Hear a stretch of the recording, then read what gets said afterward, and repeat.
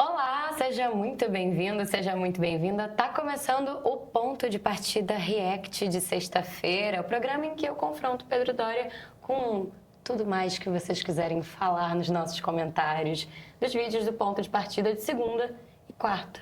Tá certo? É pra eu ter medo hoje? Ah. Ai. Então vamos lá, né? Já vai se esticando e tal. Olha só, devo lembrar que quem escolhe as pautas dos programas é o senhor, tá? Meia culpa, meia máxima culpa. Perfeito. Sigamos? Sigamos.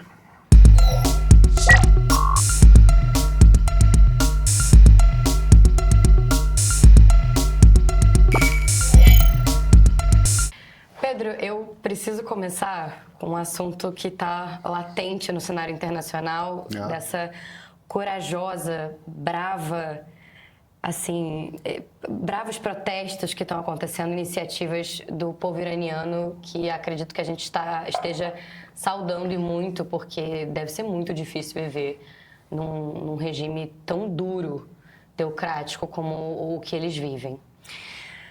Isso dito, antes de começar de verdade, eu queria vir com esse comentário do Solomo, que diz o seguinte: a respiração do Pedro está melhorando. Que bom, saúde. Que bom, obrigado. Você acha que está melhorando o seu... É asma, vai e vem. Bom, Pedro, feito o quebra-gelo, agora vamos falar de verdade? O @ hoje vamos falar sobre disse o seguinte: é curioso perceber que o argumento de o regime iraniano é corrupto vale para agora e valeu para a derrubada do Shah 50 anos atrás. É como se algum humano ou governo que vai entrar vai ser puro e incorruptível, o que não acontece em nenhuma nação do mundo. Sendo assim, esse é um bom argumento. A gente já falou muito sobre isso aqui em termos de Brasil, né? Quando a gente fala que um regime corrupto traz complexidades e por isso muitas vezes tem que ser derrubado, mas acho que essa pergunta é interessante. Qual regime não é corrupto? E por que isso seria pior numa teocracia? Não, mas eu não acho que... Eu não acho que o problema do regime iraniano seja que ele é corrupto. E eu não tenho a impressão de que as pessoas que estão nas ruas estão protestando porque o regime é corrupto. Por acaso o regime é corrupto. E sim, o regime do Shah era corrupto. O problema fundamental aqui é de liberdade, é de medo, é de gestão da economia, é conviver com opressão, é conviver com tortura, é conviver com um país que está isolado no mundo, e está isolado no mundo justamente porque o governo desse país decidiu que vai ser um mau vizinho, estimulando guerra civil em países vizinhos, esse tipo de coisa. Quer dizer, veja, corrupção é ruim. As pessoas, na maior parte das vezes, corrupção é ruim menos por conta do dinheiro que é desviado e mais porque faz com que o Estado seja inepto. Porque as pessoas que deveriam estar cuidando da gestão do Estado estão mais preocupadas em bolar esquemas para fazer desvio de dinheiro. Então, corrupção leva a um Estado ineficiente. E isso é ruim. Mas corrupção não é nem de perto o cerne do problema no Irã. Nós temos que nos preocupar com corrupção no Brasil. No Irã, o buraco é bem mais embaixo. Pedro, seguindo aqui, o Rodrigo, ele falou o seguinte: caro Pedro, não te choca uma civilização tão antiga e sofisticada ainda às voltas com uma ditadura tão bárbara, cruel e estúpida? Não te faz questionar a nossa capacidade de evoluir e pensar que estamos condenados a um eterno balé de avanços e retrocessos? Essa pergunta é boa.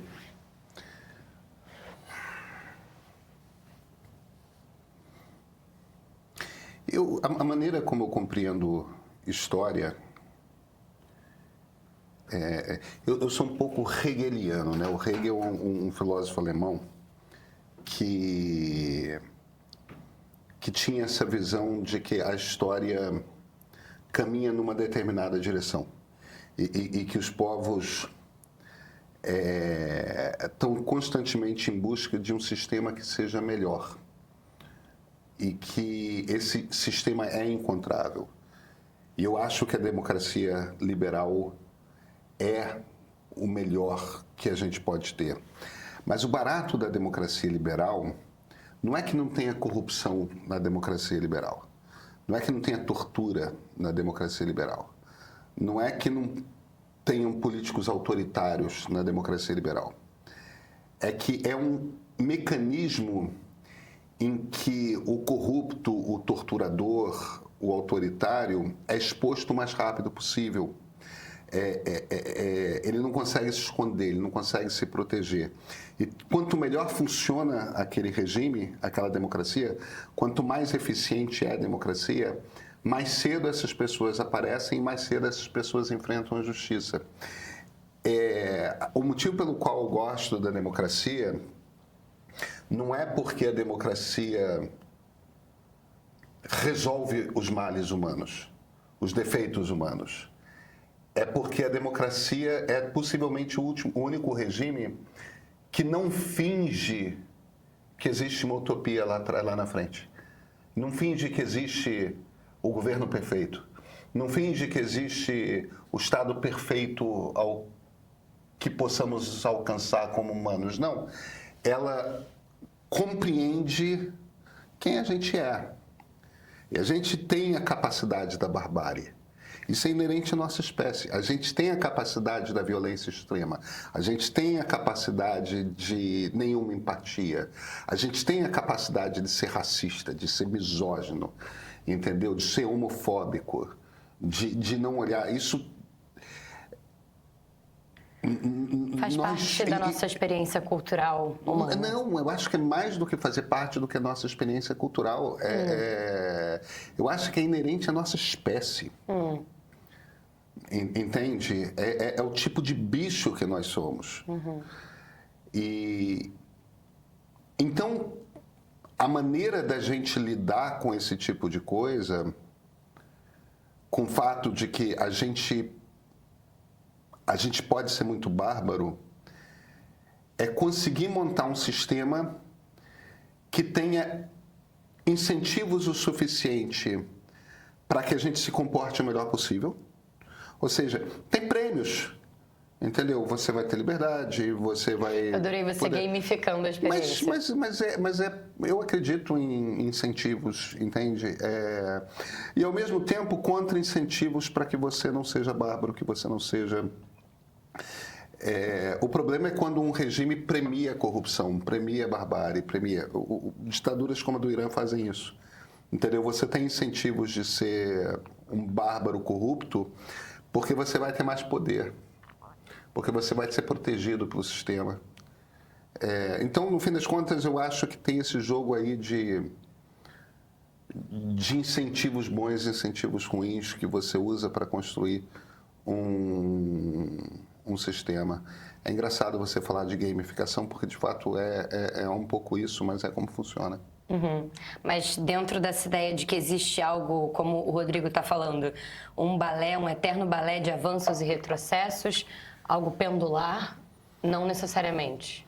Eu gosto de uma frase do Martin Luther King, que é: o arco da história pende na direção da justiça. E então o problema do avanços e retrocessos é que faz parecer que você sempre volta para o ponto inicial. E eu acho que sim, são avanços e retrocessos, mas são 2 passos para frente e um atrás, 2 passos para frente e um atrás, entende? Então, embora haja retrocessos, não é como se você voltasse... A gente não volta para o Neolítico, a gente não volta para sermos caçadores e coletores. A gente vai para frente. Esse caminho para frente não é contínuo. Ele tem momentos de retorno, mas você nunca volta para o início da história, entende? Vou pegar esse gancho para trazer a pergunta do Paulo. Ele diz o seguinte: algo não faz sentido. Como o povo iraniano está nas ruas pedindo ao mesmo tempo o fim da ditadura e o retorno da ditadura anterior? O povo iraniano não está pedindo o retorno da ditadura anterior. O povo iraniano está pedindo o retorno do Shah. Veja, o pai do Reza Pahlavi, como eles falam, o pai do príncipe que mora no exílio em Paris, ele de fato foi um ditador, mas ele também foi um rei numa monarquia constitucional. Nos anos 50, nos anos 40 e 50. Então, uma monarquia pode ser um regime constitucional democrático, uma monarquia pode ser uma ditadura. Eu não acho que os iranianos estejam pedindo o retorno de uma ditadura anterior. Agora, eu acho que os iranianos entenderam que eles têm um problema para resolver, que é o seguinte: se eles tiram, de fato, os ayatollahs e a guarda revolucionária, quem que fica no lugar? Porque quem está na rua, você tem jovens muito pobres e conservadores do interior, você tem uma classe média cosmopolita que fica vendo o BBC nas grandes cidades, você tem um clero, que é o baixo clero, que acha que os ayatollahs são corruptos, você tem os bazari, que são os donos, os lojistas. São grupos muito diferentes e com interesses diferentes.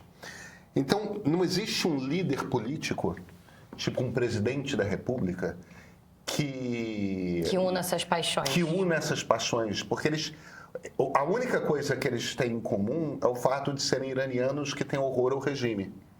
Mas o Irã ideal de cada um não é o mesmo. É muito diferente. É muito diferente. De certa forma, isso é a maneira, Yasmin, como eu estou interpretando, não quer dizer que eu esteja certo. De certa forma, um rei... Porque foi isso que aconteceu na Espanha com Juan Carlos, quando caiu a ditadura fascista do Franco, né? Um rei, ele simboliza a liderança da nação. É um rei constitucional, numa monarquia constitucional, né? Ele está ali como símbolo do que o Estado é. E ele, portanto, se ele é um símbolo do Estado e não do governo, é mais fácil para todo mundo se envolver ao redor dele. E aí você vai disputar uma eleição para descobrir quem que vai ser o primeiro-ministro e que vai ser o chefe de governo. Entendeu? Porque o primeiro-ministro você resolve em eleição. Quem tiver mais voto, leva. O partido que tiver mais voto forma a maioria ali no Congresso, leva. Sim. Mas você precisa de quem que você bota no lugar. Me parece esperta a estratégia de botar o rei se a meta é uma monarquia constitucional. Você acredita que o rei consiga trazer essa estabilidade política com relação ao chefe de Estado? Ele simboliza a nação. Porque ele não tem poder, porque ele não vai decidir que país é esse, ele é um símbolo do Estado, mas não do governo. Ele é um símbolo do Estado, mas ele não é o operador do governo. Nesta situação... ele é alguém no entorno de quem todo mundo pode circular. O ponto, no fim das contas, me parece que é esse. Agora, não esquece de uma coisa, é uma ditadura de 50 anos. O Irã é um país jovem, com uma quantidade muito grande de jovens. A maior parte das pessoas não tem qualquer memória de como era o governo do Shah, o regime do Shah. Não tem essa memória, não tem essa lembrança. Então, não é que as pessoas estejam chamando uma ditadura... eles estão chamando uma coisa lá do passado, que ninguém sabe. Eles sabem que o Ayatollah representa o horror àquilo. Então, talvez seja bom, né? Porque é a referência ao que não é o atual regime, né? É a referência que existe do passado.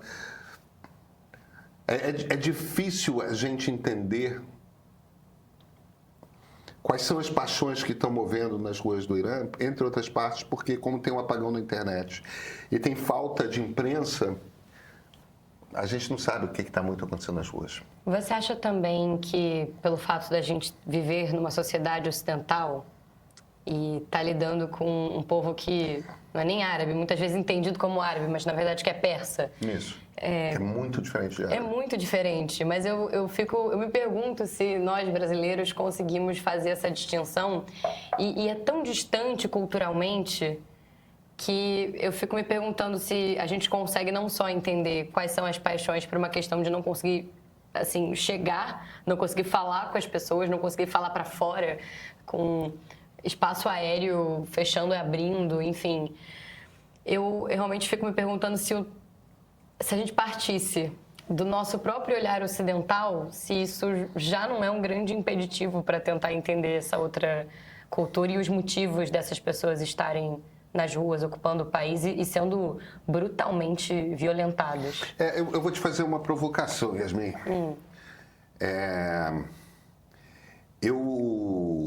Eu acho que o Oriente começa na Índia, tá?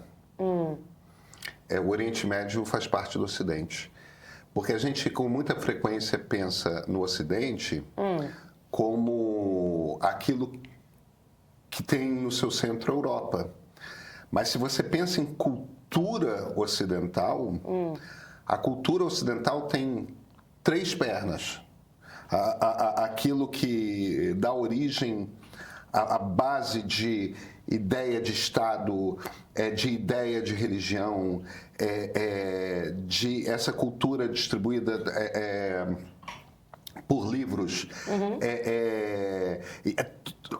as ideias a respeito de o que é o ser humano, como é que as comunidades se organizam, tudo isso tem na raiz 3 civilizações.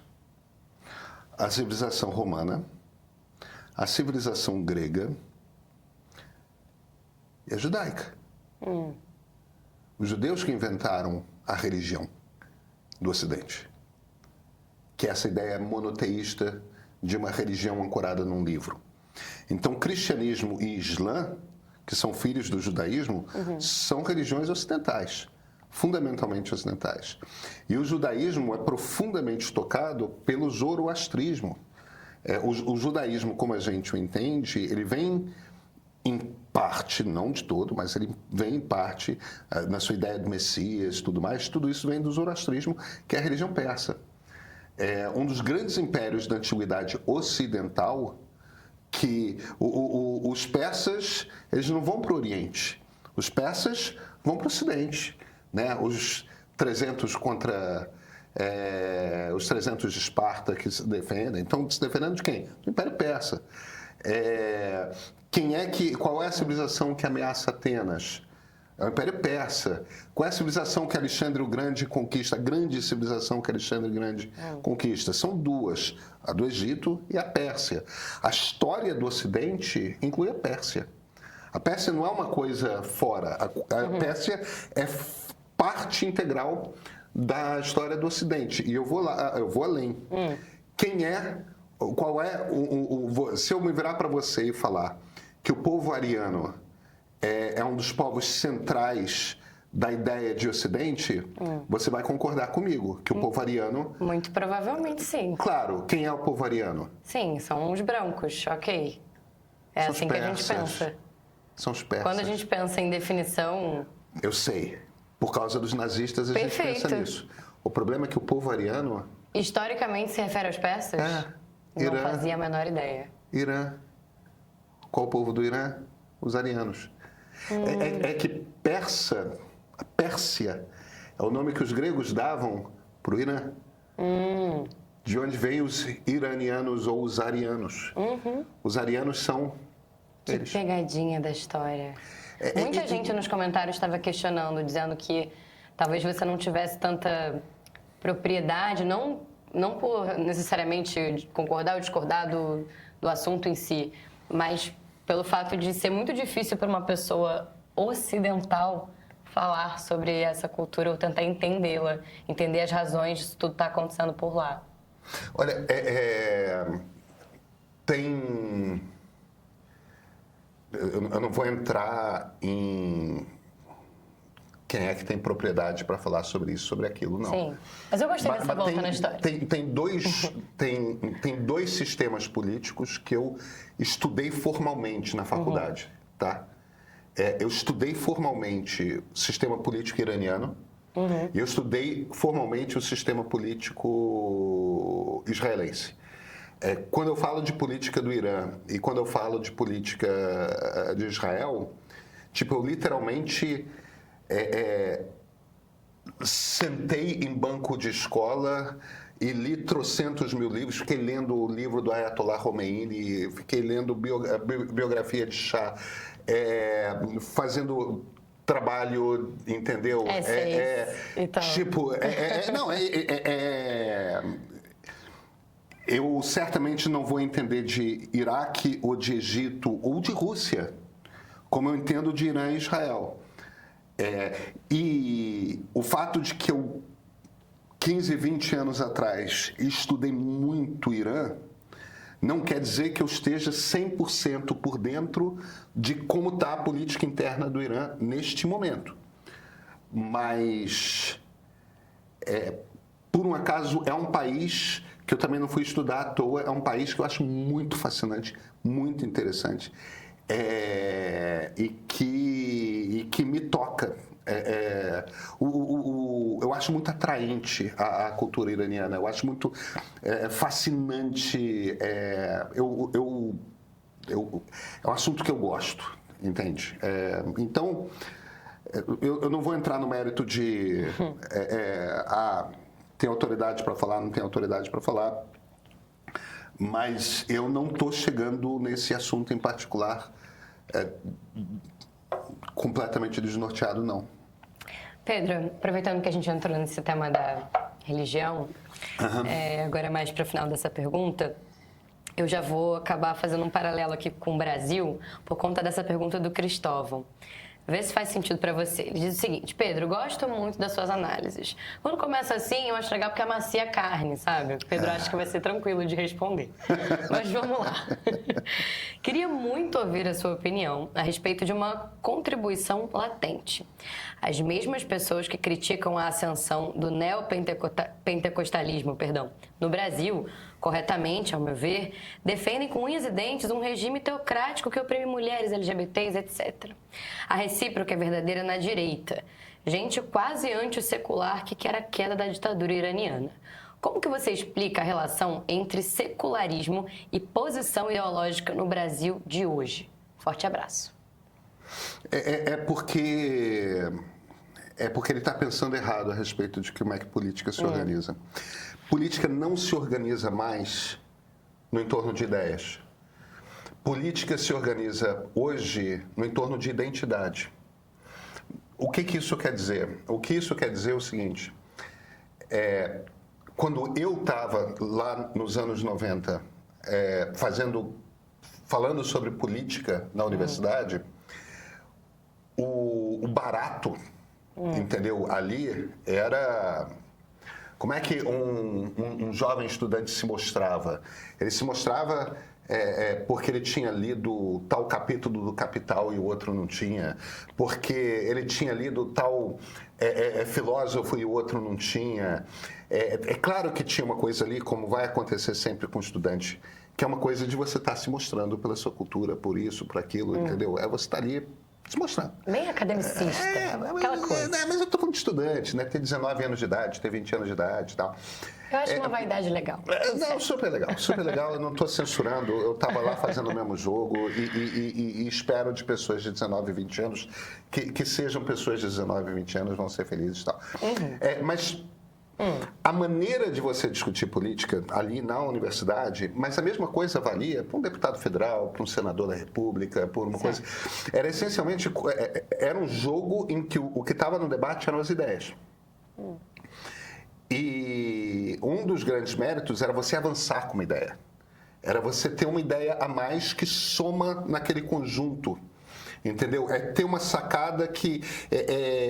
a maneira de você se destacar no jogo da política era você ser aquela figura que é original o suficiente para trazer conhecimento novo para o jogo. Quando a política se torna uma política ancorada em identidade, o seu objetivo não é trazer uma coisa nova para o jogo. O seu objetivo é duplo. Para a sua tribo, para aqueles que você considera do seu time, você tem que estar demonstrando o tempo todo que você é fidelíssimo daquela tribo e que você não vai romper nenhum dogma, você não vai cometer nenhum pecado, entende? Pensa quase que em termos religiosos mesmo. Você é ponta firme. Você vai ler naquela cartilha. Você estará dentro daquela cartilha.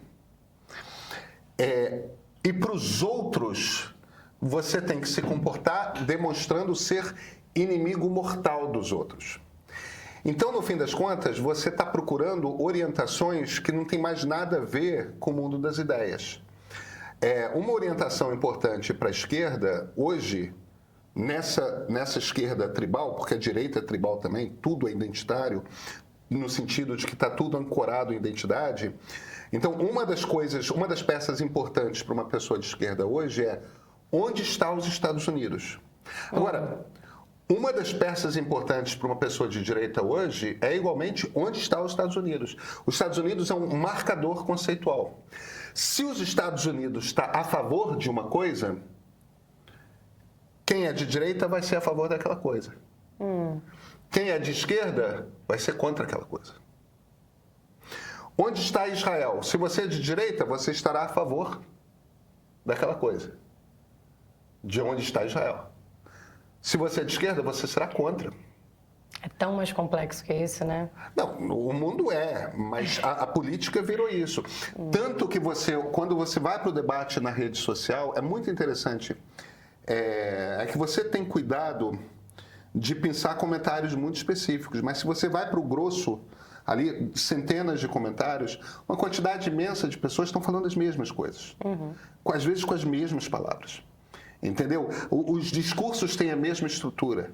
As frases são sempre repetidas e repetidas e repetidas e repetidas e repetidas, porque o objetivo não é ser original, não é trazer uma nova ideia. O objetivo é reiterar aquilo que está escrito na cartilha e não sair, não se desviar do caminho da palavra. Então, você vê, é uma incoerência alguém de esquerda defender uma ditadura de extrema-direita, reacionária, misógina, homofóbica, que é ancorada na religião, em que a lei que vale é a lei de um livro sagrado, ou a interpretação maluca que um bando de octogenário faz. Octogenários fanáticos, né? Fazem de um livro sagrado com quase 2.000 anos de idade, com 1.500 anos de idade. É claro que não faz nenhum sentido alguém de esquerda ser a favor do que acontece no Irã, do regime iraniano. É um dos regimes mais à direita que existem no mundo. É uma das ditaduras mais horrorosas de direita que existem no mundo. E, no entanto, ela chama os Estados Unidos de o grande Satã. E a partir do momento que ela chama os Estados Unidos de o grande Satã, na cabeça das pessoas de esquerda de hoje, o jogo está resolvido. Não era assim. A maneira que a gente conversa sobre política nas redes sociais mudou muito esse troço. Passou a ser assim. Então, é uma conversa burra que a gente tem. Porque não é mais sobre ideias. Absolutamente... Você não consegue construir qualquer discurso de esquerda para defender o regime iraniano. Não é possível construir um discurso de esquerda para defender o regime iraniano. Antítese. O regime iraniano é a antítese da esquerda. O que você devia ter era um bando de cristão ortodoxo radical, entendeu? Um bando de bolsonaristas defendendo o regime iraniano. Isso deveria fazer sentido. Entendeu? Porque são nossos irmãos que entendem que a palavra de Deus, que o armar a população, que um exército forte, que a ordem na sociedade, que essa sem-vergonhice dos gays, entendeu? Isso faria sentido se a gente estivesse falando de lógica ideológica, mas a discussão de política agora tem a ver com sinais. E aí, cara, eles chamam os Estados Unidos de grande satã e está resolvido. A direita vai atacá-los e a esquerda... Não faz sentido a direita radical atacá-los. A direita democrática tem que atacar porque é uma ditadura. A direita radical, a extrema-direita brasileira, não faz nenhum sentido atacar o regime iraniano. A não ser que, claro, você ache que... Aí é uma possibilidade. Que você acha que a gente está numa guerra civilizacional e que tem o lugar dos cristãos e o lugar dos muçulmanos. Aí tudo bem, você vai ser cruzado. Uau. Você é para ser reacionário, vamos lá, vamos ser cruzados. Então, morte aos infiéis. Mas se você for pensar com uma cabeça de direita radical moderna, só muda o livro sagrado. Entendeu? E se você for pensar com uma cabeça de esquerda radical, porque a esquerda radical é antirreligiosa. Um comunista acha que vai defender que a religião ópia do povo tem que acabar com esse negócio. Sim. E a esquerda moderada vai estar preocupada com direitos humanos, vai estar preocupada com igualdade, com que todos sejam iguais perante a lei, etc. Nada disso você vai encontrar no Irã. A gente vive nesse mundo, Yasmin. Aí, enfim, aí tô aqui eu, sei lá o que eu tô fazendo. Tentando debater ideias. Tentando debater ideias e tentando lembrar as pessoas que eu não preciso estar certo. Eu só quero participar da conversa. Pedro, eu separei 2 últimas perguntas para a gente tangenciar, sair um pouco do Irã e falar um pouco de Brasil. Eu gostei dessa pergunta do Cristóvão porque fez esse paralelo entre os 2 assuntos, 2 pontos de partida dessa semana. Mas eu preciso falar um pouco sobre pós-pesquisa Meio Ideia Genial Quest e todo esse imbróglio do xadrez de eleições. 2026, já estamos em 2026, eu também, às vezes eu não acredito. Mas vamos lá, eu vou trazer primeiro o comentário do Midburn, que diz o seguinte: como sempre, Lula nunca tem mérito nenhum. Vai para o 4º mandato sem mérito. Lá atrás foi só o boom de commodities, agora não importa o desemprego na mínima, renda na máxima, inflação menor da história em um mandato, nem o favoritismo para o 4º mandato. Ter ajudado a manter a democracia? Sem mérito também. Pedro parece que está com a memória curta e com ingratidão de ter alguém que conseguiu impedir o avanço do extremismo no Brasil. É claro que Lula tem muitos problemas. Para mim, não tem uma estratégia clara para o país, para o real desenvolvimento. Mas quem tem? Criticar Lula dessa forma, como Pedro fez, é cair na vala comum de uma análise simplista. Então, vamos lá.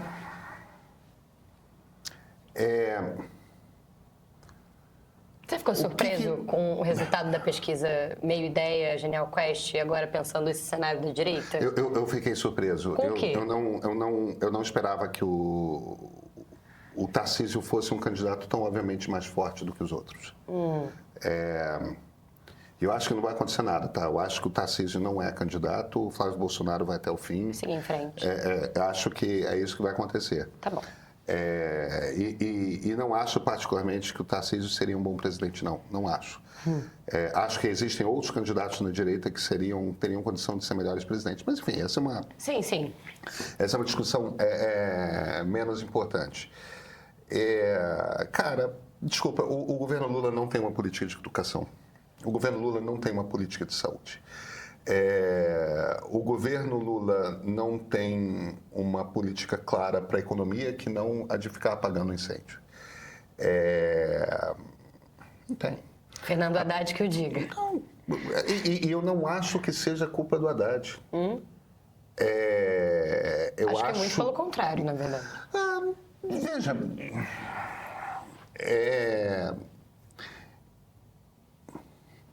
é um país que está difícil de governar e o governo não acredita em fazer ajuste fiscal, que é uma coisa necessária de fazer. Mas as pessoas ficam lá falando, tem desemprego, não tem desemprego, tem um crescimento econômico absolutamente medíocre.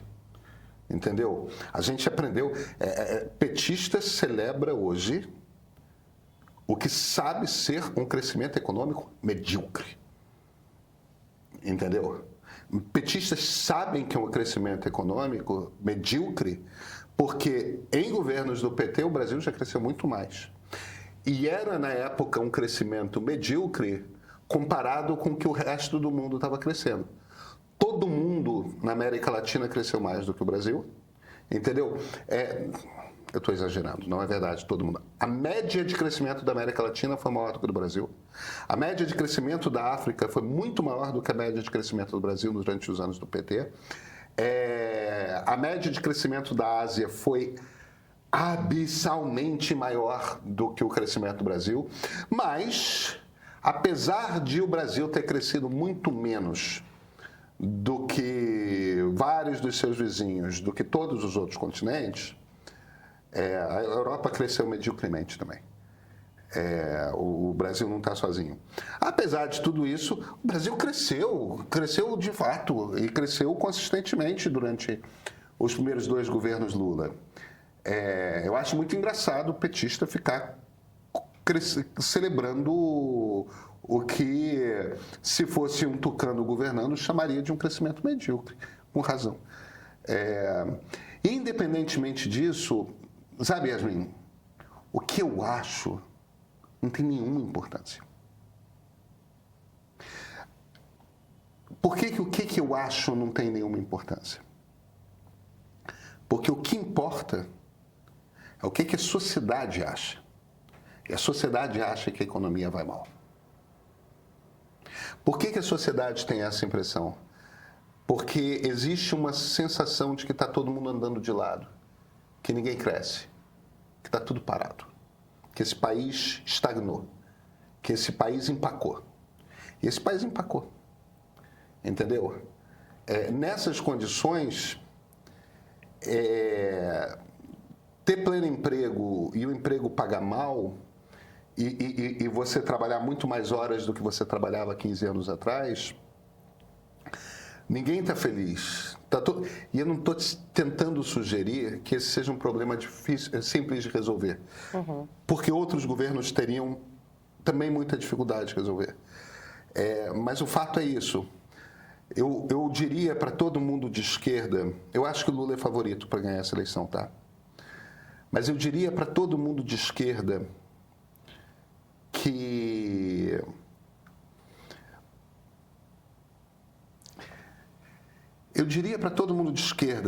que fica batendo bumbo, olha os números, que lembra o governo Joe Biden, que tinha números similares de desemprego, que tinha números similares de crescimento econômico. Na verdade, lá era um crescimento maior, mas para padrão americano medíocre. E perdeu retumbantemente a eleição. O jogo mudou. As expectativas, não é só do brasileiro, as expectativas pela economia são outras. E os estados, obviamente, não estão conseguindo entregar. Não estão conseguindo entregar aqui, nos Estados Unidos, na Europa, na América Latina, entende? No Canadá. Os estados estão com dificuldade de fazer entregas que satisfaçam a sociedade. Eu entendo o ímpeto de eu vou sair e defender o meu candidato favorito.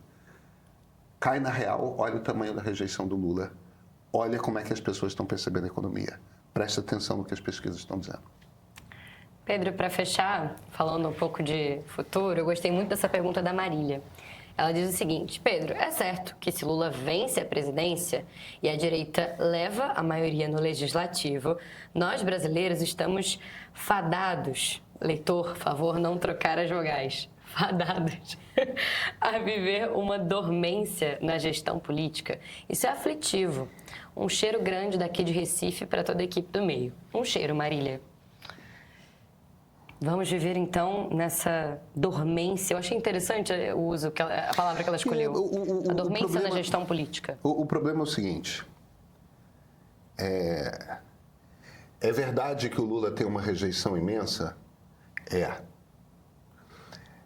Mas, simultaneamente, é verdade que não existe nenhum político brasileiro que tenha uma base de fãs, por assim dizer, como o Lula tem. tem lá uns 30% dos brasileiros que acham o Lula espetacular. Isso é gente o suficiente, embora seja bem menos do que metade mais um do país, isso já é gente o suficiente para jogar o Lula imediatamente no segundo turno e tornar o Lula sempre um político com muita chance de se eleger presidente da República. Agora, isso não tem nada a ver com o PT. Isso não tem nada a ver com a esquerda. Isso é o Lula. É um eleitor nordestino conservador que adora o Lula. E que adora o Lula com boas razões. O Lula, de fato, melhorou a vida deste grupo demográfico no Nordeste. Então, não é uma coisa artificial, não. Os governos Lula foram particularmente bons para os brasileiros mais pobres e esses brasileiros conservadores do Nordeste estão justamente representam justamente esse grupo cuja vida mais melhorou no Brasil do Lula. Então, o Lula tem esse eleitorado. Agora, o Brasil é um país, isso não é uma verdade para todo sempre. Isso é uma verdade no momento. Em outros momentos foi diferente. Neste momento, o Brasil é mais conservador. Então, deixa eu te falar uma coisa. 4/5 do Congresso Nacional vai ser de direita. Você vai ter, no máximo, 120 deputados federais de esquerda num conjunto de 513. Entendeu? Você vai ter uns 20 senadores de esquerda, se tanto. É isso. Talvez 20 seja demais. É isto. Não vai ser diferente. O único tipo de presidente em 2026 que vai poder governar com um Congresso favorável é um presidente de direita. Se o Lula for eleito presidente, e eu acho que o Lula é o favorito, ele vai ter um Congresso que tem o controle do orçamento e que discorda de boa parte das suas políticas. O Lula não vai governar. Mas, como ele não governou... A gente tende a continuar, então, com um executivo enfraquecido. Fraco. Agora, eu não acho que um executivo de direita também vai ser forte, não, tá? Eu acho que um executivo de direita conseguiria fazer mais, porque já existe uma propensão do Congresso a aprovar várias das suas políticas. Mas o poder vai seguir no Congresso. Não é porque o presidente da República é o Ratinho, é o Zema, é o Caiado, é o Tarcísio. Não é porque o presidente da República é um desses governadores que o Centrão vai se virar e falar, sabe aquelas emendas todas? Toma de volta. Não vai. O poder vai continuar no Congresso Nacional e vai continuar no Supremo Tribunal Federal. Que baita desafio para 2026, hein? O Brasil não é um docinho de coco, não. Não é um docinho de coco, mas a gente está melhor que o Irã. Ah, cara, muito melhor, né? Indiscutível. Muito melhor. Pedro, eu tô entrando de férias, não sei se te avisaram. Não, me avisaram. Pode? Não, a gente desfaz. A gente desfaz. Vou entrar de férias por 2 semanas. Usa filtro solar. Vou usar... Usarei. Já fiz, inclusive, a compra do que a Beca me recomendou, viu, Beca? Ainda bem. Que é um filtro Fez bem, Beca, É um filtro solar específico, gente. Não vou falar o nome de marca, porque se quiser patrocina no meio. Mas Tá certo. tem uma marca que é um protetor solar em gel, que ele não sai por nada, se você suar, praticar esporte, enfim. Eu acho que aí... Vamos ver na volta das minhas férias o que você vai achar. E eu vou deixar você opinar. Só nesse quesito. Tá bom? Tá bom? Sim, senhora. De resto, não muito. Tá bom, sim, senhora. E aí, quem vai ficar aqui no meu lugar, que vai receber as perguntas todas de vocês, não esqueçam de escrever nos pontos de partida de segunda e quarta, que vão continuar rolando na minha ausência. Mandem as perguntas, porque Luísa Silvestrini, apresentadora do Central Meio, vai estar por aqui no meu lugar. Sejam gentis, recebam bem a Luísa, tá bom? Pedro, obrigada. Até daqui a 2 semanas. Te vejo em fevereiro. Boas férias. Obrigada. Estão te manipulando com números, hein? Diariamente você recebe dados fora do contexto e pesquisas usadas como argumento de conveniência para ganhar o seu voto. Olha, para furar essa bolha, a gente criou a pesquisa Meia Ideia, um retrato fiel do humor do leitor, todo mês, feito para você formar a sua própria opinião. Essa pesquisa não pertence a partidos, a bancos, a jornais, a políticos. Ela é sua. Como assinante premium, você recebe em primeira mão e ainda tem acesso a uma cobertura completa das eleições, com reportagens, análises, bastidores de Brasília e 2 newsletters especiais. Se você está cansado do cabo de guerra da polarização e quer clareza, o seu lugar é o meio. Assina, você não vai se arrepender.